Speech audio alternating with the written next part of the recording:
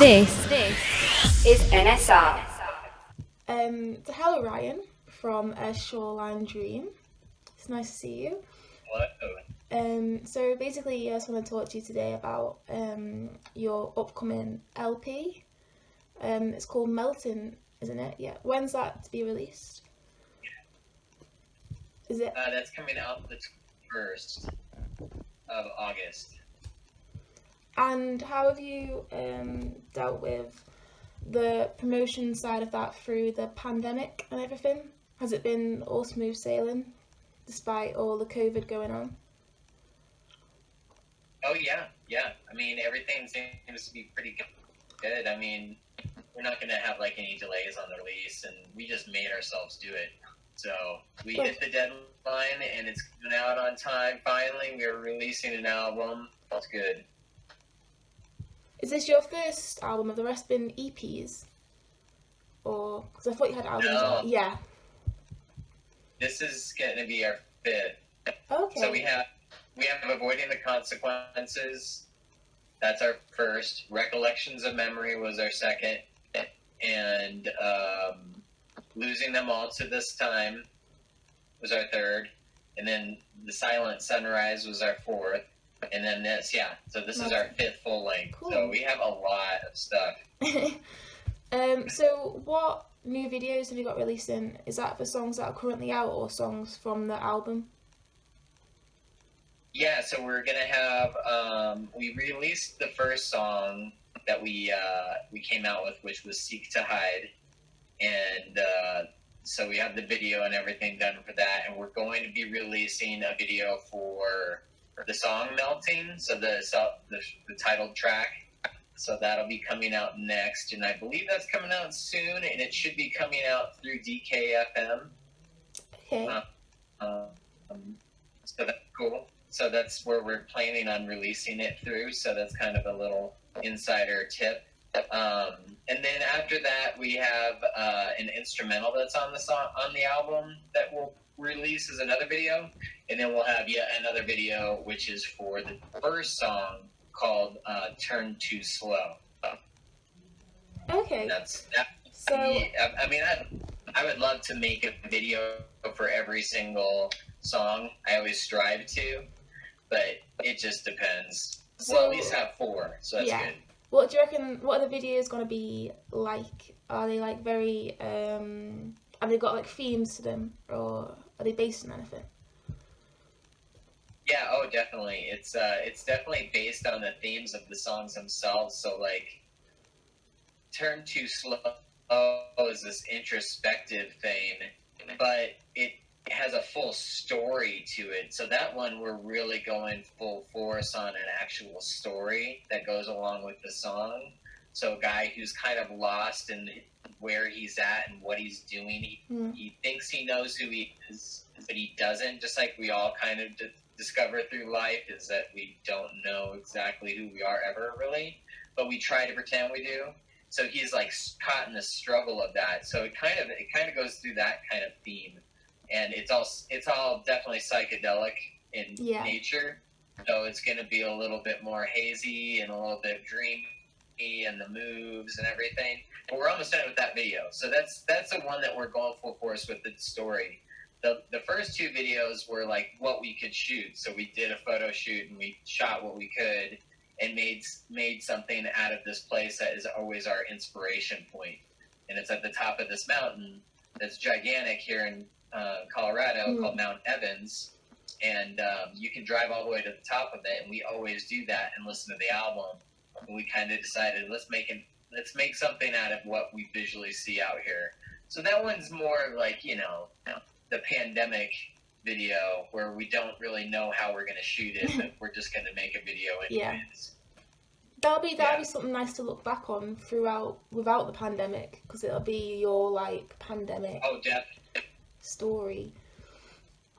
It's like this is the one that we made that happen. Yeah. So you had your collaborations with, I can't pronounce it, is it Ulrich Schau? Yeah, that's right. That's right. Ulrich Schnaus. Ulrich Schnaus. Yeah, he goes. And you said your song London relates to like the current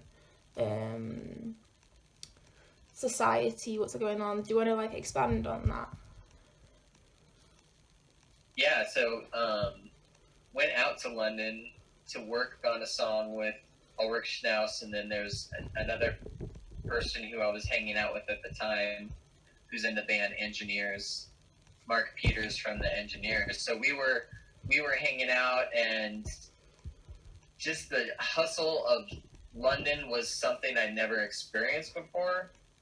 I didn't really realize it was going to be that crazy. Like, I thought New York was crazy, and then I went to London, and I was like, oh, okay. Oh, so are you comparing London crazier than New York? Yeah, I Oh, thought wow. so. Okay. I thought, at the time, at least, it seemed crazy. I mean, Ulrich must have lived in a fairly popular part of town anyways, Leytonstone.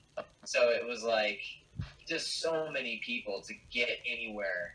Just to get anywhere was just insane. And it just kind of inspired like this hustle and bustle kind of sound of the song that we made, which was made over the course of like 3 days at Ulrich's studio. And it was amazing. I mean, that really kind of changed the vibe of A Shoreline Dream a little bit, because the way the production, we never worked like that before. We had worked with Ulrich Schnaus before, and working with him's awesome because he's just a legend in his own right. It was something that we hadn't done before. So writing a song outside of our own territory, not knowing what's going on, and just making it based on the place that you're at and what's going on around you. So I just feel like that really changed a lot of how we produce stuff, and this whole album kind of was produced in the same kind of mindset. Okay, that's nice that you've had that like turning point. That's something to go about the pandemic at least.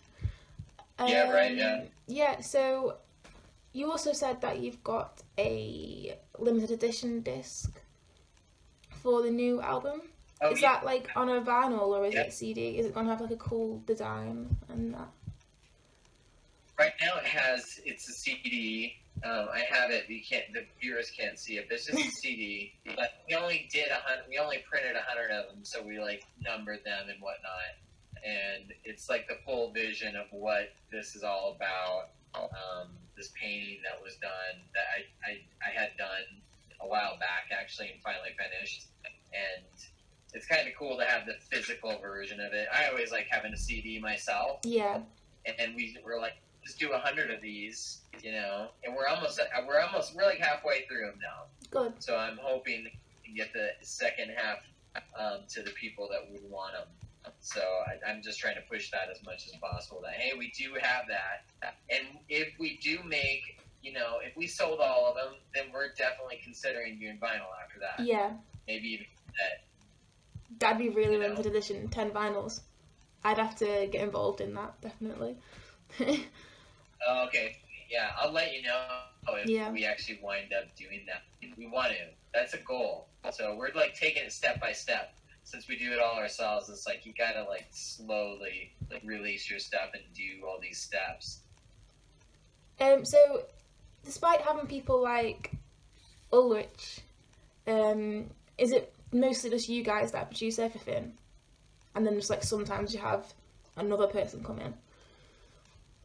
Yeah, it's usually just produced right here in this room that I'm in, and it's done sometimes with exterior help, but not very much. Like Recollections of Memory, which was our second album, we had this guy who's just famous for being like working with Ween and the Butthole Surfers and all these 90s bands, and he was way big into shoegaze at the time, so he wanted to come and help us, so we worked with him.